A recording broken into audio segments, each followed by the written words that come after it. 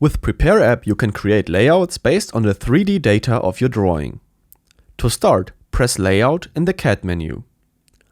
First, you have to label your layout.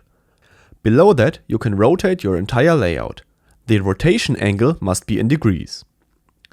Then you can set the view orientation that your layout is created from. You can choose between top, side, and front. You can compare them to the corresponding 2D views from MA3D. Lastly, you can disable all rotation axes individually. This allows you to use fixtures that would be seen at an angle from the orientation you have chosen, so that the layout can display the fixture and corresponding subfixtures correctly. The appearance and filter menus are explained in separate videos. Now you can create your layout. You must provide a layout pool ID.